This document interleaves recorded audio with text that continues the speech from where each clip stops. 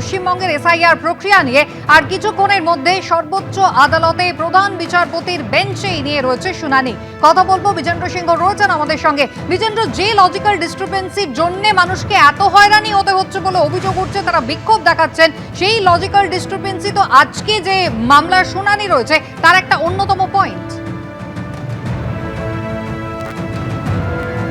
সবথেকে বড় পয়েন্ট সেটাই কুসুমিতা, কেন কি এর আগে যখন 12 তারিখ হিয়ারিংয়ের জন্য উঠেছিল মামলা টিএমসির সাংসদদের করা, সেদিন কপিল সিব্বল এবং কল্যাণ বন্দ্যোপাধ্যায় তাদের জন্য অ্যাপিয়ার হয়েছিলেন এবং কপিল সিব্বল স্টার্টই করেছিলেন তার আর্গুমেন্ট এইটা বলে কি 1,32,00,000 মানুষকে লজিক্যাল ডিসক্রিপেন্সি দেখে নোটিশ পাঠানো হয়েছে এবং একটা ইউনিক পদ্ধতি পশ্চিমবঙ্গে অ্যাডপ্ট করেছে ইলেকশন কমিশন, সেই তিনি অভিযোগ করেন।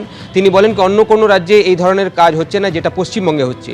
তিনি এটাও বলেন কি হোয়াটসঅ্যাপের মারফতে মেসেজ পাঠানো হচ্ছে ইলেকশন কমিশন দ্বারা বিডিওদের কাছে এবং তার কোনো লিখিত অর্ডার ইস্যু হচ্ছে না এবং সেটাকেই নির্দেশিকা হিসাবে পালন করতে হচ্ছে বিএলওদেরকে এবং সেক্ষেত্রে হয়রানি হচ্ছে মানুষের।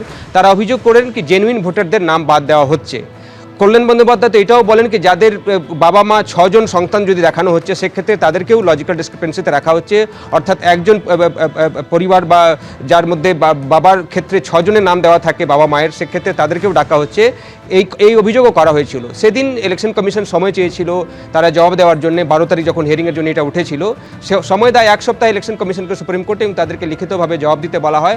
আজকে সেই মামলার লিস্টিং রয়েছে, কিন্তু তারপরে আমরা দেখেছিলাম আরও একটা কেস সুপ্রিম কোর্টের কাছে এসেছিল, সেটাতে বলা হয়েছিল বিএলওদেরকে হ্যারাস করা হচ্ছে, তারা আক্রান্ত হচ্ছে, তাদেরকে মারধর করা হচ্ছে বিভিন্ন জায়গায়, সেটা নিয়েও সুপ্রিম কোর্ট হস্তক্ষেপ করুক। সেদিন সুপ্রিম কোর্ট বলেছিল যে 19 তারিখ যখন পশ্চিমবঙ্গে বাকি মামলাগুলো তারা শুনবেন সেদিন এই মামলাকেও শুনানি করা হবে। অর্থাৎ যত পশ্চিমবঙ্গ রিলেটেড এসআইআরের মামলাগুলো সুপ্রিম কোর্টে এসছে তার শুনানি আজকে হওয়ার কথা রয়েছে। আইটেম নম্বর 30 রয়েছে চিফ জাস্টিস সূর্যকান্তের বেঞ্চে এবং 12টার পর খুব সম্ভবত এই কেস আসতে পারে, কারণ এখন আমরা দেখছি 8 বা 9 চলছে।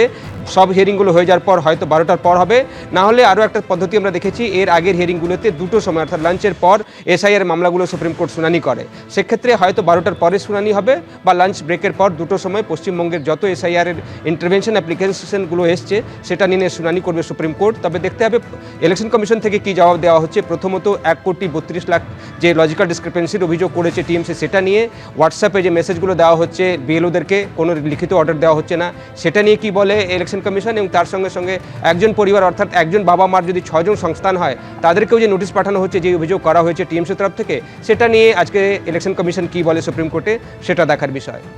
একেবারে বিজেন্দ্র, ধন্যবাদ। ডাকা হয়েছে যে এসআইআর এর হিয়ারিং এর জন্য আমাদের ডাকা হয়েছে। কারোর নাম ভুল আছে, নাম সংশোধনের জন্য, কারোর আবার বলছে গার্জেনের একটা গার্জেনের 3টে 4টে 5টা 6টা ছেলে মেয়ে আছে, তাদেরকেও ডাকা হয়েছে, এখানে হিয়ারিং এর জন্য ডাকা হয়েছে। দূর থেকে শুনানিতে আসতে হচ্ছে, কতটা বহুত সমস্যা, কাজ কাম কামাই করে আসা হচ্ছে, হ্যাঁ বহুত সমস্যা। কোন থেকে লাইনে দাঁড়িয়ে রয়েছে 2 ঘন্টা হয়ে গেছে, 2 ঘন্টা হয়ে গেছে। এখানে নির্দিষ্ট সময়ে ডাকার কথা, আমার সময় আছে 11টায়। মানুষকে হ্যাঁ, এত মানুষকে একসাথে ডাকা হয়েছে। কারোর সময় 10টায়, কারোর 11টায়, কারোর 12টায়। লাইনে এসে জন্য এসেছি। কতক্ষণ দাঁড়িয়ে আছি 1 ঘন্টা। 1 ঘন্টা রোদ্দুরে দাঁড়িয়ে আছি, ঢুকতে দিচ্ছে না ভিতরে। বলছে ওই ভিতরে বেশি ভিড় হয়ে যাবে। কখন ডাকা হয়েছে? হ্যাঁ, কখন ডাকা হয়েছে? 10টায় দাঁড়া, এখন তো 11টা 11:30 বাজে।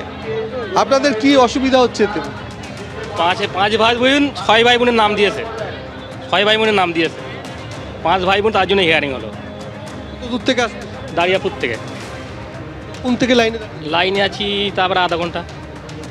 একসাথে এত লোক হিয়ারিং ডাকা হয়েছে, তাই আসা হয়েছে। এবিপি আনন্দ, এগিয়ে থাকে, এগিয়ে রাখে।